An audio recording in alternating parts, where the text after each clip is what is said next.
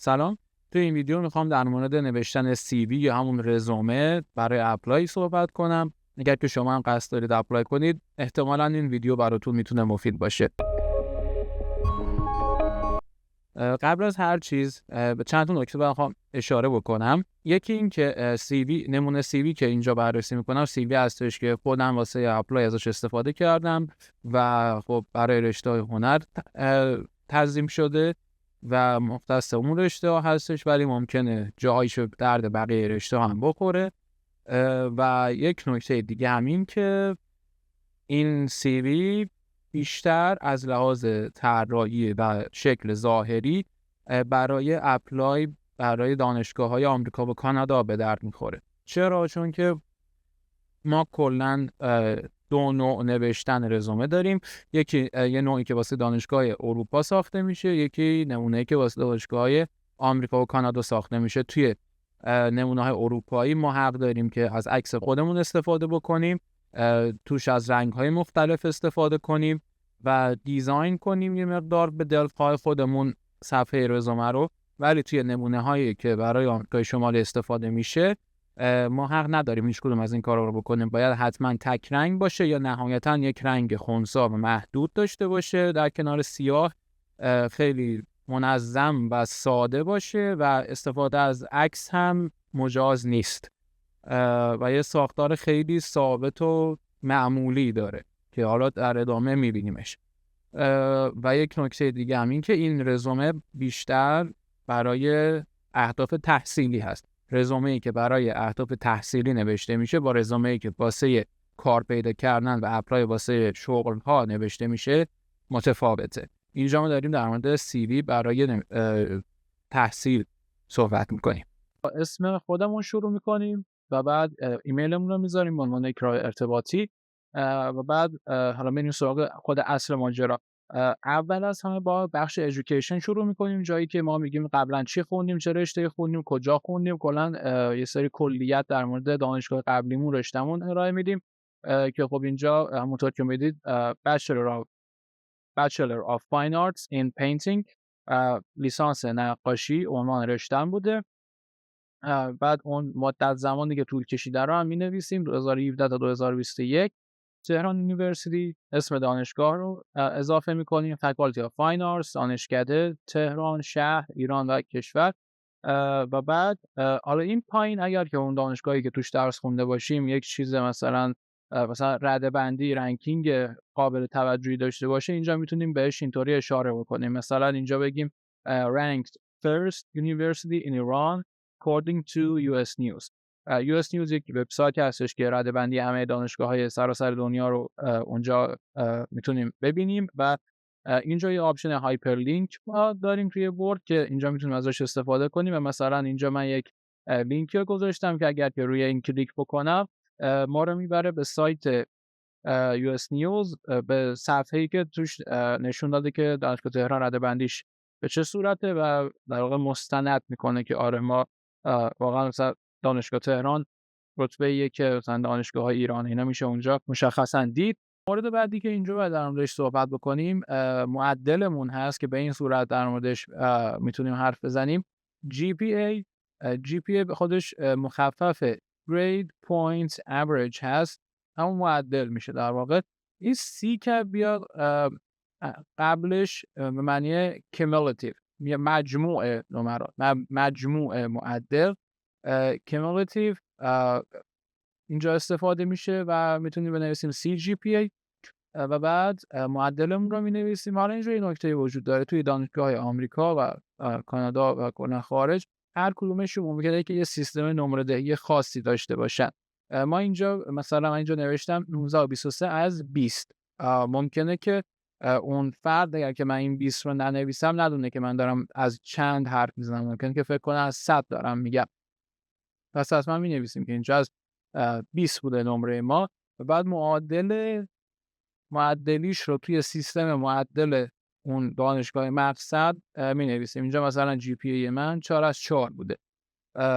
مثلا اگر که معدل بین 16 17 اینا باشه اولش مثلا 3 3.5 میشه یه همچین سیستمی داره. سرچ کنید میتونید در مورد این معادل سازی های معدل ها مطالبی هست که کمکتون میکنه. و بعد اینجا من عنوان پایان نامه لیسانسم رو هم اضافه کردم. Bachelor's Thesis Comparative Study of the Role of عنوانی هستش که واسه پایان نامه ارائه داده بودم. بعد از این بخش رو داریم Research Interest. اون حیطه هایی که بهشون علاقه داریم که توشون پژوهش انجام بدیم رو اینجا میتونیم در موردش صحبت بکنیم. بهتره که از 3 تا 4 تا بیشتر نشه و اینجا میتونیم اون چیزایی که دوست داریم روشون کار بکنیم رو عنواناشون رو بیاریم. بخش بعدی Academic Projects هست. این بخش از نوشتن کتاب رو شامل میشه تا یه ارائه کوچیک سر کلاسی که ممکنه داشته باشید. همه اینها رو میتونیم توی Academic Projects آورده باشیم، از کتاب، مقاله، ارائه کلاسی، کنفرانس، سمینار، همه اینا رو میتونیم اینجا ارائهش بدیم.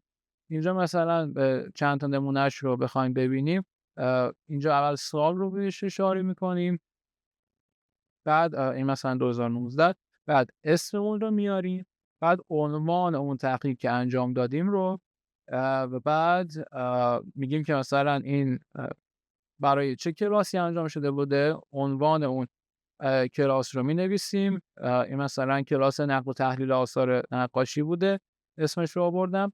و بعد اون در واقع دانشگاهی که جایی که توش اون مطلب ارائه شد، تهران یونیورسیتی. بخش بعدی work experience، تجربه های کاریمون رو میتونیم در موردش صحبت بکنیم. باز اینجا مثلا اینجا بعد حتما بنویسیم که چه فرآیندش در جریان بوده. اینجا مثلا 2022 تا الانی که البته پرزنت نوشته مال اون موقعی هستش که من تازه داشتم این رو مینوشتم، نه الان. اینجا مثلا من 2 تا فعالیت حرفه‌ای انجام میدادم، هم استوری بورد کار میکردم و هم معلم بودم. اینجا مثلا آوردم آرت لکچرر، عنوان شغلی، بعد اون شرکت یا سازمان یا ارگانی که توش کار میکنید رو اسمش رو میاریم، Ministry of Education، وزارت آموزش پرورش، شهر و کشور تهران ایران.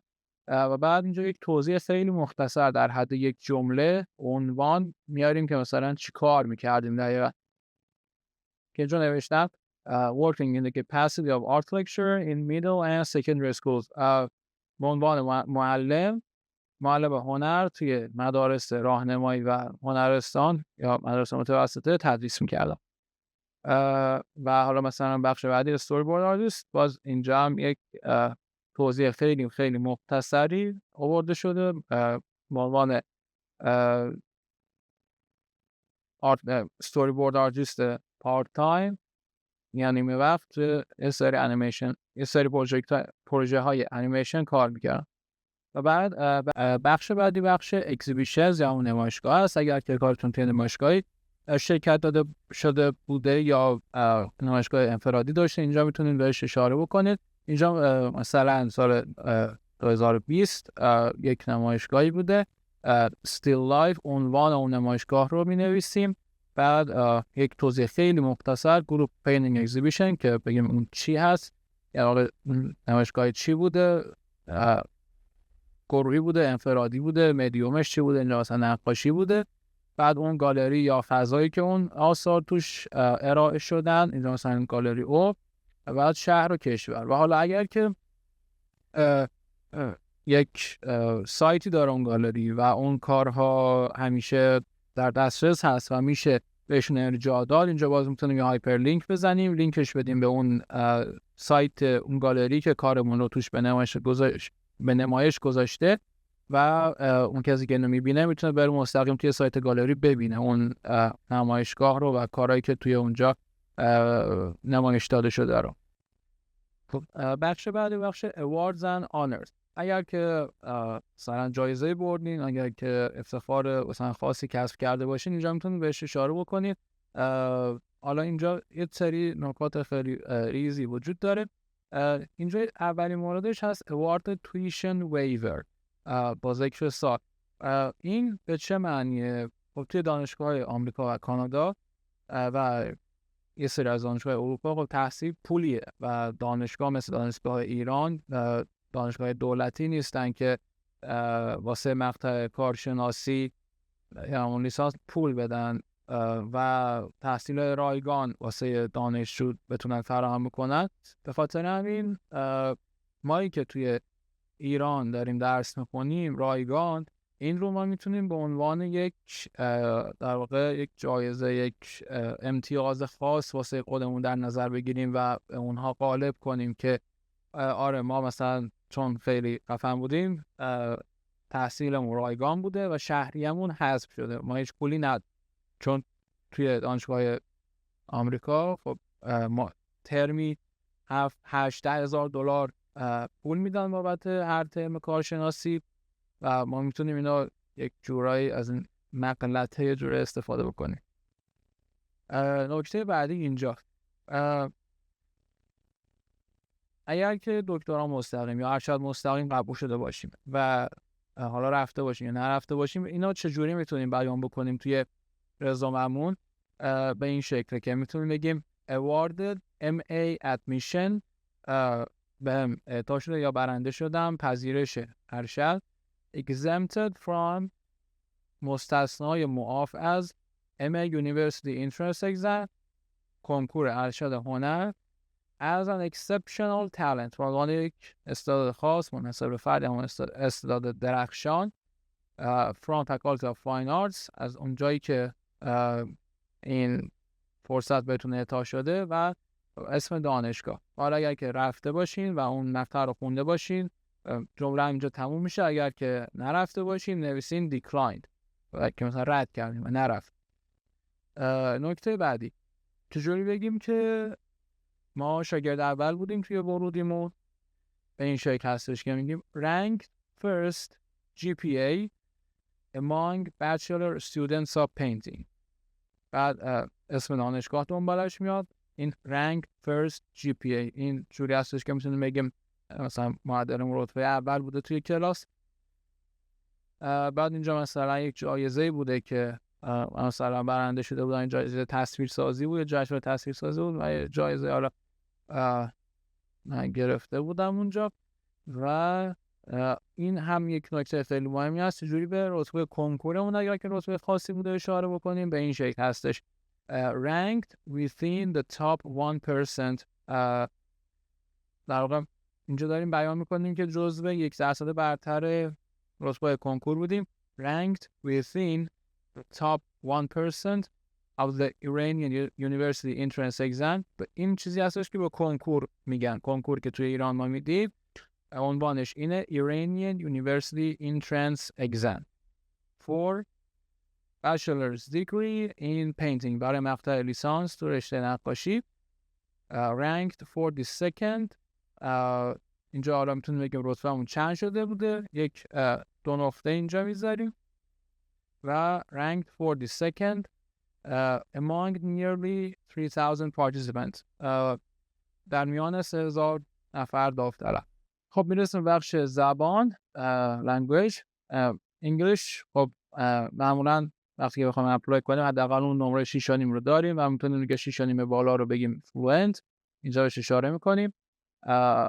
اگر که اون آزمونی که دادیم IELTS اگر که TOEFL اسمش رو مینویسیم و نوعش رو IELTS اکادمیک بوده، بعد اوورال اسکور رو بهش اشاره میکنیم 7.5 و بعد هر کدوم از بخش‌های آزمون رو رایتینگ، لیسنینگ، ریدینگ و اسپیکینگ رو نمره‌هاشون رو جداگونه اینجا در موردش در واقع حرف میزنیم، میگیم که هر کدوم چند بوده و تاریخی که اون امتحان رو تو شرکت کردیم رو هم می‌نویسیم February 4th 2023 تاریخش رو هم ذکر می‌کنیم. و other languages اگر که زبان دیگه بلدین اینجا همش حرف میزنیم. و من مثلا چه می‌دونم شاید خیلی آلمانی، فرانسه، جای دیگه بلد باشن، من غیر از این چیزی بلد نبودم به جز انگلیسی. و خب همون پرشین رو میتونیم بهش اشاره کنیم که خب زبان مادری است و عربیک رو هم میتونیم بگیم فامیلیر. خب خیلیامون هممون عربی خوب نیستیم، چیزی ازش نمیدونیم، ولی میتونیم اینجا بهش بگیم که فامیلیر هستیم باش. چرا؟ چون که دستمال خط مشابه داره، یه سری کلمه ازش میدونیم، در حدی هستش که بتونیم بگیم فامیلیر هستیم و یه خورده مثلا رزومه سنگین ترش کنیم. خب بخش بعدی هم بخش کامپیوتر سکیلز هست که اون نرم افزارهایی که روش مسلط هستیم رو میتونیم ذکر بکنیم. سافت‌ور، یک نکته خیلی مهم اینجا وجود داره و جزئی، سافت‌ور اس نمیگیره، اسم جمع نمیگیره. اگر که میخواید در مورد چند تا نرم افزار حرف بزنید، باز از همین سافت‌ور بعد استفاده بشه. اون نرم افزارها رو هم اسمشون رو میاریم. بخش بعدی هم ریفریز، خیلی بخش مهمی است. اون استادایی که میخواید ازشون توصیه نامه بگیرید، اینجا بعد در واقع اسمشون آورده بشه و حالا این فرآیندش به چه شکل، اول اسم استاد و بعد اون مرتبه شغلی، اون مرتبه آکادمیک، اسیستنت پروفسور، استادیار، فکالتی فاینانس، دانشکده‌ای که تدریس میکنه، دانشگاه و بعد شهر و کشور و بعد اون ایمیلی که از اون ایمیل آکادمیک اون استاد رو هم در انتها میاریم. معمولا دانشگاه‌های مختلف حداقل 3 تا استاد رو میگن که ازشون در واقع توصیه نامه بگیریم. و بعد حالا یک بخش جانبی هم هست که در انتها وجود داره، میتونه باشه، میتونه نباشه، بخش هابیز یا اون تفریحات که میتونیم بهش اشاره بکنیم. مرسی که تا اینجا این ویدیو رو دیدید و امیدوارم که این ویدیو براتون مفید بوده باشه. فعلا.